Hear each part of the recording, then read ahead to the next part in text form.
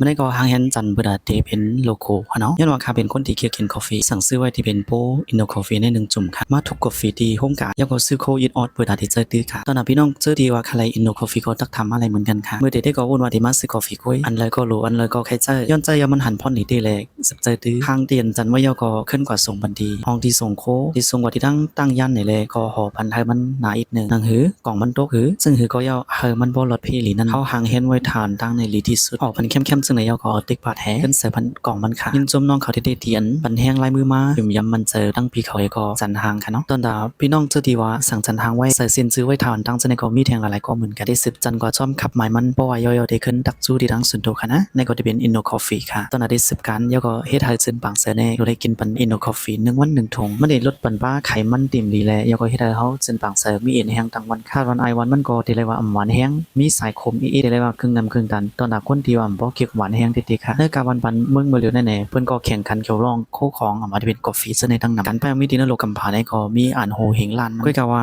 ตูซูแน่ๆมี1ก็ค่อยค่ะย่อมฉะนั้นเลิกทัดคำแถมป้าอยู่ลิเตียนเป็นพรดีต่อสู่ค่ะอินโดคอฟฟี่ที่จอยแถมปันเฮ็ดเฮาซูมีแห้งยาก็จึนปังใสยาก็ลดเป็ดไขมันติ่มลีที่เนยหน้าต้องแทงค่ะดิเปอร์เอียงอยู่แทงเด็กลิงสั่งซื้อที่เตอร์ในเลยค่ะมันก็ตักทำมาที่ทั้งสุนโดเลยค่ะเคยจันห้างหือเคยสอนลิเคหือมันก็เคยค้าขายออนไลน์หือมันก็เคยด้วยปีต่างใครย่างเป็นภายนอกที่จะแน่ๆตักทำมาที่ทั้งเขาจะอันฟ้าไหลเหมือนกันค่ะเมื่อซุงกูก็ค่ะ